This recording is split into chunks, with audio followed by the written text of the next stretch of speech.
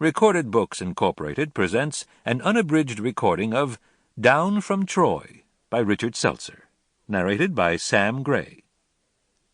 This work, copyrighted 1992 by Richard Selzer, is recorded by arrangement with Georges Borchardt, Incorporated. This recording is copyrighted 1995 by Recorded Books, Incorporated.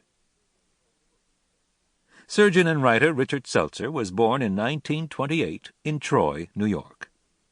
In 1992, a man in his 60s, he revisited his native land with the publication of this memoir, Down from Troy.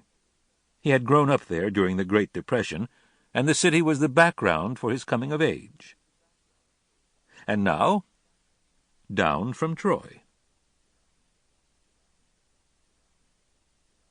Chapter 1. A childhood spent in the 1930s seems much more distant than 60 years, as though it had taken place a century before that, when the streets of Troy were gaslit. Between then and now, between Troy and New Haven, there is a chasm across which swings only the frayed rope bridge of memory. Besides, like any memoir of growing up, this one is an impersonation.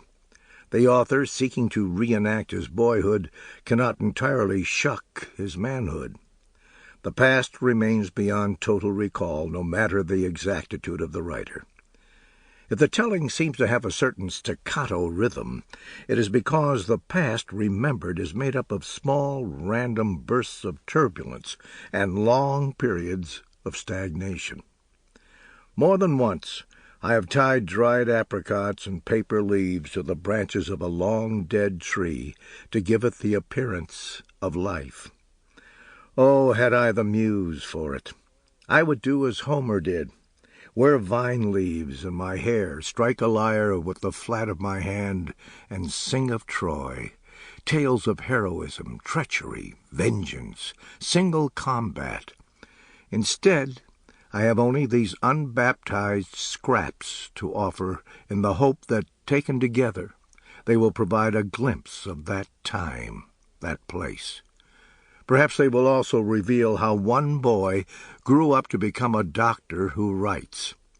To Troy, then. Troy, where in October even the dogs in the street pause to admire the foliage. Troy, unfurling down the hillsides like the grayish-pink tongue of a spaniel to lap the waters of the Hudson River.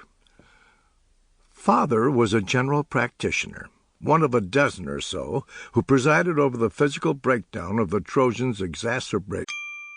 Sample complete. Ready to continue?